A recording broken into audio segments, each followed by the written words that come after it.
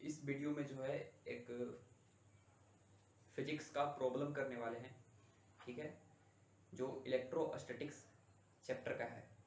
तो चलिए सीखते हैं, ठीक है। सवाल ये है कि हमारा, एक मिनट, सवाल ऐसा है कि एक होलोस्फीयर है, इस तरह का एक होलोस्फीयर दिया हुआ है। इस होलोस्फीयर का चार्ज जो है वो Q दिया है और रेडियस जो है वो R दिया हुआ है। एक होलोस्फीयर है जिसका चार्ज Q दिया हुआ है और यूनिफॉर्मली डिस्ट्रीब्यूटेड है,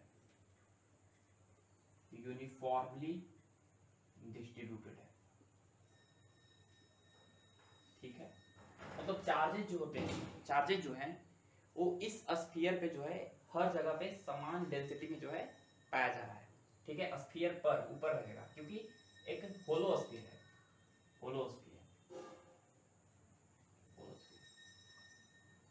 अब क्या हुआ कि इस होलोस्फीयर को एक एक्सिस लिए हम ऐसे, एक वाई एक्सिस के अलोंग जो है इसको हम कट कर दिए। इस होलोस्फीयर को जो है हम वाई एक्सिस के अलोंग क्या कर दिए, कट कर दिए, इस तरह से ऐसे कट कर दिए। अब ध्यान से देखिए कि अगर इस पे चार्जेस जो है प्लस चार्जेस जो है कैसा है, प्लस क्यू दिए हुए हैं, यूनिफॉर्मली चार्जेस डिस्ट्रीब्यूटेड है। और अगर हम इस पे प्लस चार्ज दिए हुए हैं और इसको जो है सेपरेट करके अलग कर दिए काट कर, तो होगा क्या कि ए वाला पॉइंट थोड़ा सा अलग हो जाएगा और ए वाला पॉइंट भी थोड़ा सा क्या हो जाएगा अलग, ये दोनों अलग अलग हो जाएंगे। अगर अलग नहीं थे, अगर साथ में थे, तो प्लस चार्ज एक दूसरे को क्या करेगा, रिपेल। उसी तरह प्लस चार्ज क्या करेगा, एक दूसरे को रिपेल करेगा बाय इलेक्ट्रोस्टैटिक्स प्रेशर। हम पढ़े होंगे इलेक्ट्रोस्टैटिक्स प्रेशर में कि किसी भी कंडक्टर पे जो चार्जेज होते हैं वो क्या करते हैं, आपस में रिपेल करते हैं। तो उसी तरह यहां पर भी जो चार्जेज हैं वो क्या कर रहे हैं, इस कंडक्टर को रिपेल करवा रहे हैं आपस में। लेकिन काट देने की वजह से अगर जुड़ा रहेगा तो ये जो है वो वैसे के वैसे ही रहेगा। लेकिन काट देने की वजह से होगा क्या, इस स्फीयर को बीच से इस वाई एक्सिस के अलोंग, कि ए स्फीयर जो है आधा होलोस्फीयर वो इधर जाएगा और आधा हेमिस्फीयर जो है इधर जाएगा, ठीक है। दोनों सेपरेट हो जाएगा, एक दूसरे से दूर जाने लगेंगे। हम चाहते हैं कि ये दोनों होलोस्फीयर जो है वो दूर नहीं जाए, ठीक है ना। मतलब इसको कोई बांध के ऐसे रखे, मतलब इसको दूर नहीं जाने दे। काटने के बावजूद भी जो है ये दोनों होलोस्फीयर जो है दूर नहीं जा पाए। तो उसके लिए जो है हमें क्या करना पड़ेगा कि एक जुगाड़ लगाना पड़ेगा, यहां पर एक चार्ज रखना पड़ेगा सेंटर पे, और वो चार्ज जो है वो प्लस रखना पड़ेगा कि माइनस रखना पड़ेगा, वो आप डिसाइड कीजिएगा, ठीक है। तो सवाल यही है कि हम यहां पे कितना मैग्नीट्यूड का कम से कम कितना मिनिमम चार्ज रखें ताकि जो है ये होलोस्फीयर का जो हाफ पार्ट हेमिस्फीयर है वो एक दूसरे से दूर ना हो जाए, मतलब इक्विलिब्रियम पे रहे, ठीक है। यही हमारा सवाल है। सवाल समझ में आ गया? चलिए तो इस सवाल को लिखते हैं। सवाल है कि what magnitude of A charge can be placed at the center of holosphere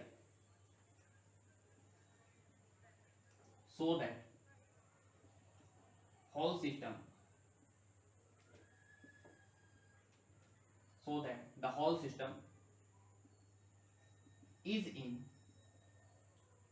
equilibrium during the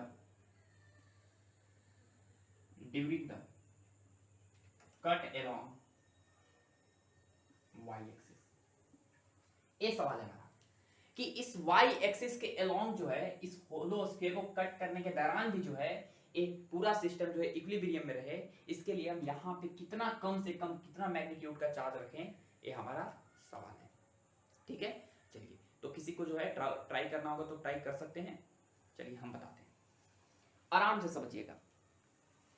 ठीक है, ध्यान से एक बात बताइए यहाँ पर कि सबसे पहले हमको ये समझना पड़ेगा कि यहाँ पे चार्ज कैसा रखना है, प्लस चार्ज की माइनस चार्ज। सबसे पहला बात यही है कि यहाँ पे चार्ज रखना कैसा है, प्लस चार्ज रखना है कि माइनस चार्ज रखना है, ये सबसे पहले समझते हैं। देखिए अगर हम छोड़ देंगे कोई चार्ज नहीं रखेंगे तो ए प्लस चार्ज जो है और ए प्लस चार्ज जो है वो एक दूसरे पे इलेक्ट्रोस्टैटिक्स रिपल्सन के कारण जो है वो क्या होगा, दूर भागेगा। इस क्वेश्चन को मिटा रहे हैं। ठीक है, इस तरह से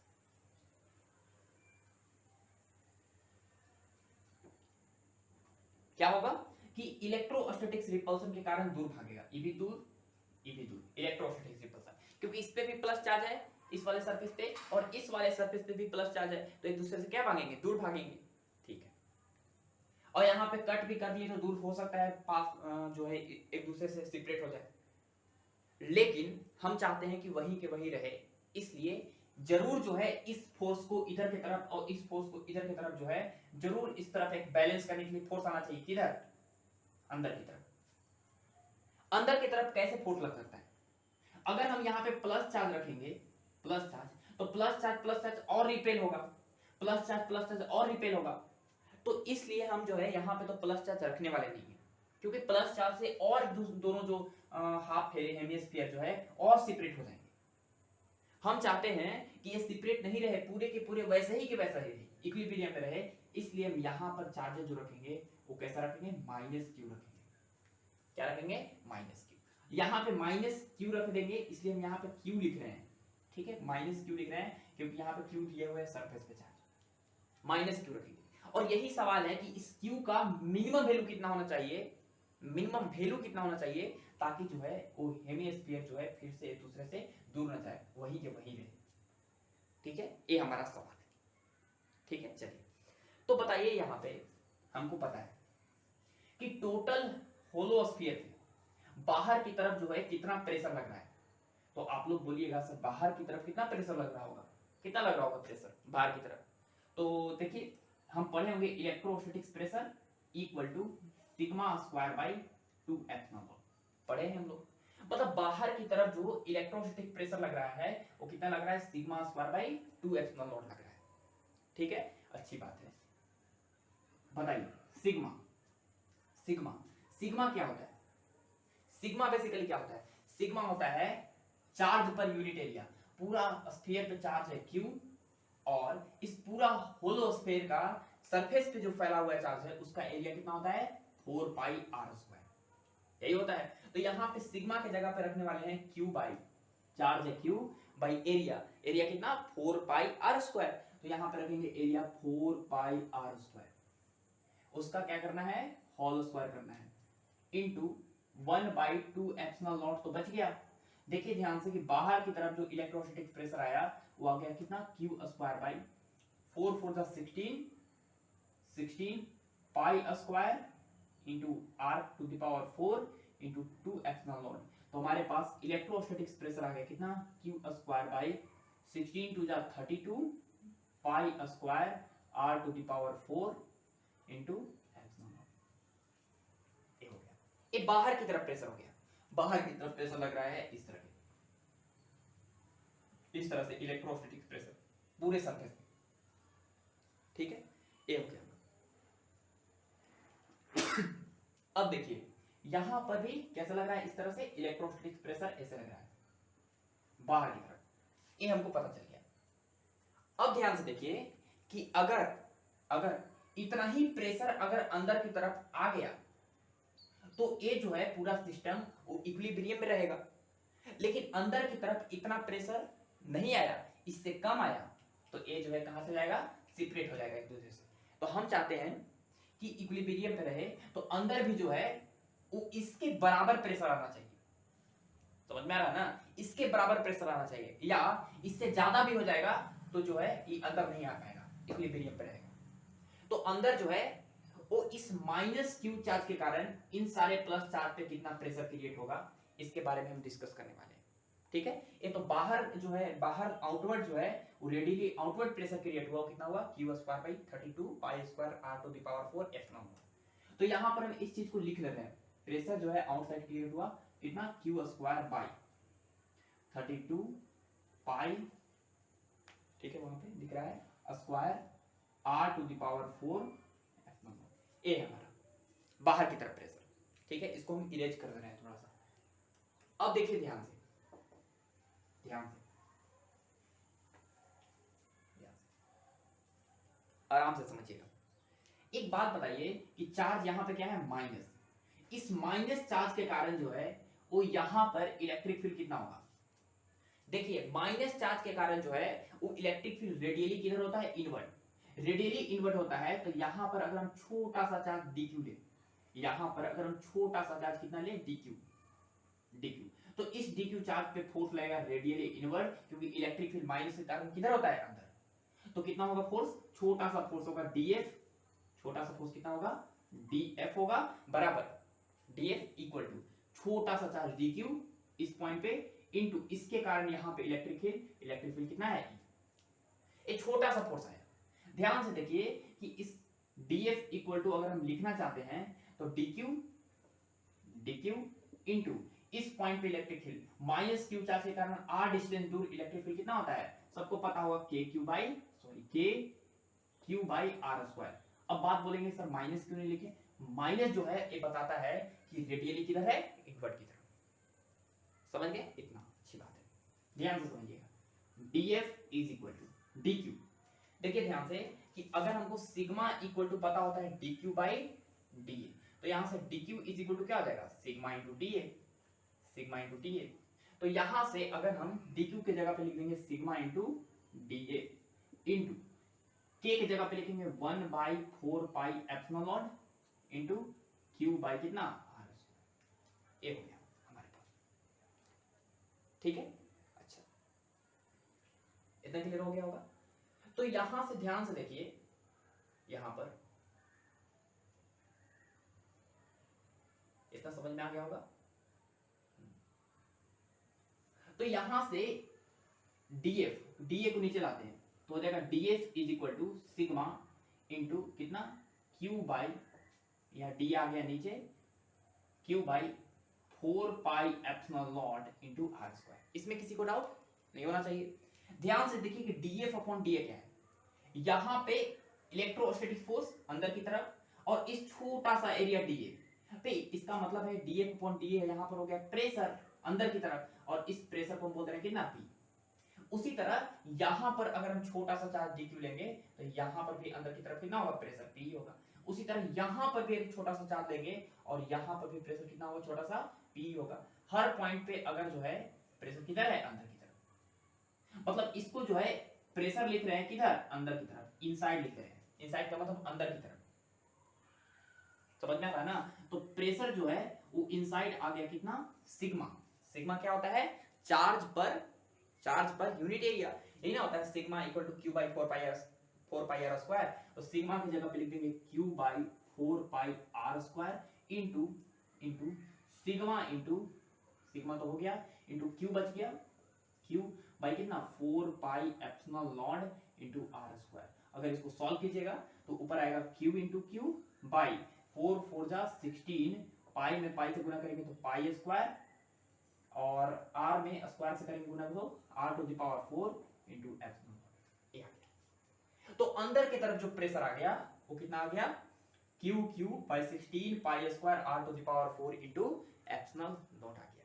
ठीक है, अच्छी बात है। अब ध्यान से सुनिए, ए वाला प्रेशर को हम इनसाइड को यहां पर लिखते हैं, इनसाइड इक्वल टू कितना आया, q into q by 16 pi square r to the power 4 into epsilon naught. ये है अंदर की तरफ प्रेशर। अच्छी बात है, अब इसको इरेज करते हैं।